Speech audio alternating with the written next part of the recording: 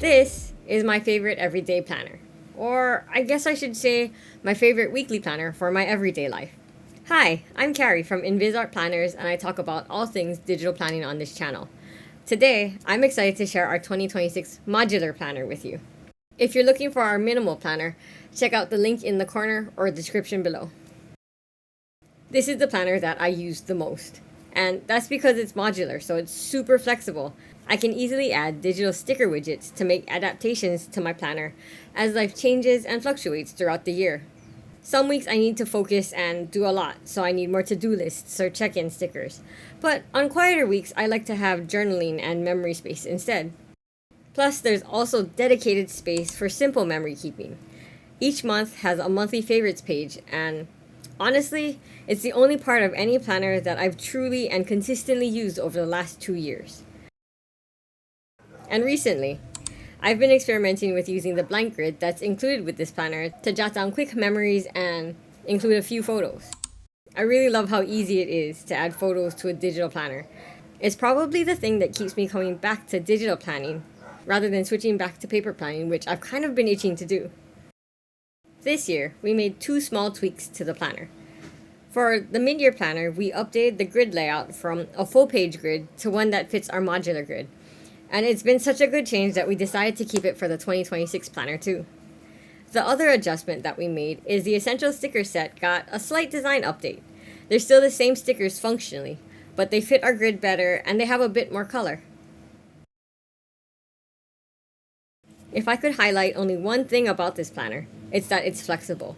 We wanted to create a digital planner that could adapt and change with the flow of life.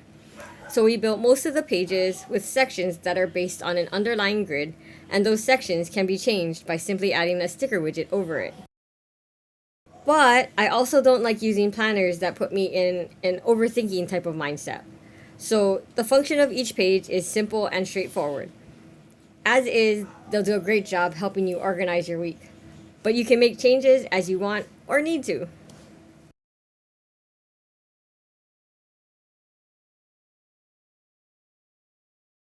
For the last few months, I've been using the grid layout after using the dashboard weekly for a couple of years. Here are a couple of examples of how I use these pages.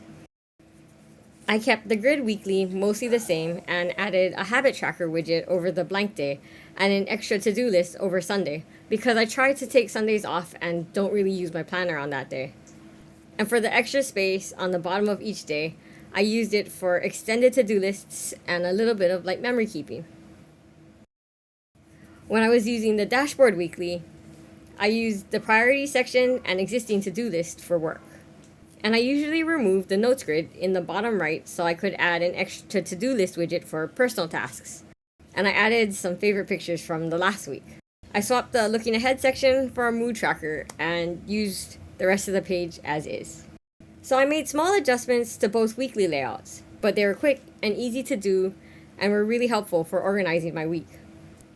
If you want to see a little bit more of how I use these planners, check out our Plan With Me's linked in the corner. When you buy this planner, you'll receive this download library PDF that walks you through downloading the digital planners and stickers, and it also includes a few tutorials to help you do so. You can choose between Monday and Sunday start, plus your preferred weekly layout when downloading the planner. This way you can download both weekly options to try, and it's easy to start a fresh planner whenever you want. I know for me, sometimes I get the itch to just start a new planner for no rhyme or reason other than wanting a new start. It's pretty refreshing and motivating when I do. Or you could download multiple planners and use them for different things. You can download one for your personal life and another for work, or maybe another to keep track of stuff happening for your kids or your pets. Or maybe you could have one that's dedicated to just a little bit of memory keeping. I know for me, I'm thinking about having one for next year for my personal and work in one, and another for keeping track of things for our pets in the other. So this is what the planner looks like when you first import it. You have the cover and then swipe straight into the home page. This bar at the top is on all of the pages and is the main tool for navigating the planner. The home button returns to the home page, and it's the main hub for the annual and monthly pages. So these link to the annual pages that are included, and these link to the monthly calendar, overview, vision board, and favorites.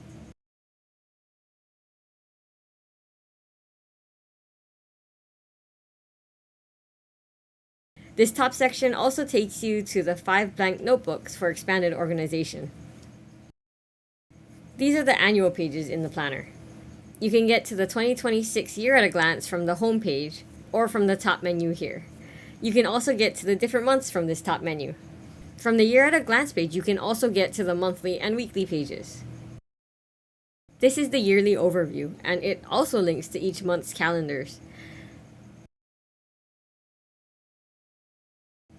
So does this monthly faves page. We used to have this link to the monthly faves page, but we decided to link it to the calendar instead. Let me know if you think that that's a good update or not. This page is meant for you to add your favorite image or memory from each month so you can see it all in one place at one time. And after that page, you have the year in pixels page.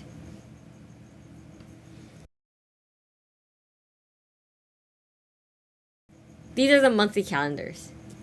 Each monthly calendar links to the weekly pages on the left-hand side here. You can see where it suddenly says week 1 or 2 or 3. And when you get there, these arrows next to the date will take you from week to week. You might also notice these 3 icons at the top right. It's on all of the monthly pages and connects to the month's overview, vision board, and faves. So let's take a closer look at these. This is the monthly overview, and it has space for projects in progress, dates, to-dos, weekly recurring tasks, and more. And while these are normally good things to keep track of, I normally customize this page by adding a few different widget stickers so that it better suits what I need for the month. The vision board is pretty straightforward, and you can use it for notes instead if you'd prefer.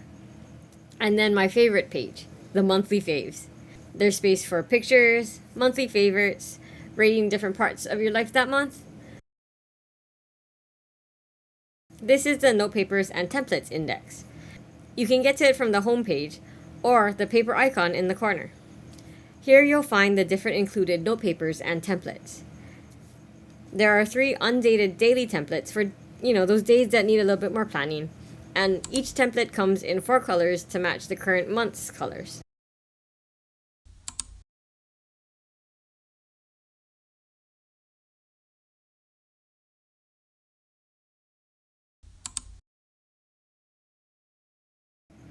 Some of the other included templates are a weekly wellness hub, a meal planner, and a habit tracker.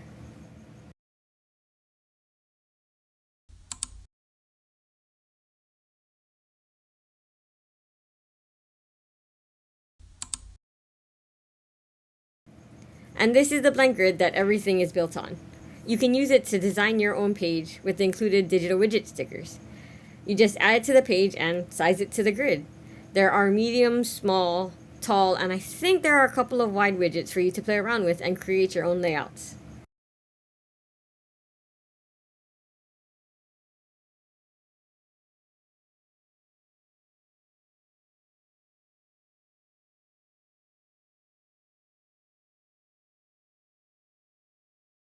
Here's an example of how the widgets fit on the weekly and undated pages too.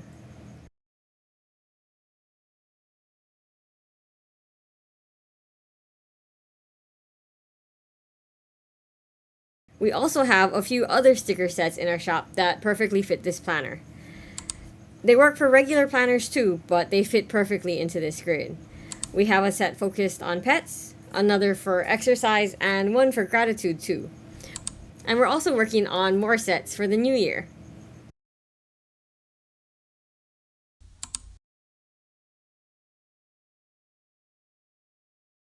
So our planners don't feature integration, which is where you can access the calendar or reminders app from within the digital planner. Those can be great, and we've seen some people do some really cool things with it, like crop photos or find book covers for book journals. But we deliberately don't add them because we try to keep our planners simple and straightforward to use. When we tried adding integrations, it became just another thing to keep track of and manage, and sometimes troubleshoot if errors arose with new updates. And they became a distraction that I'd just rather not deal with while I'm planning.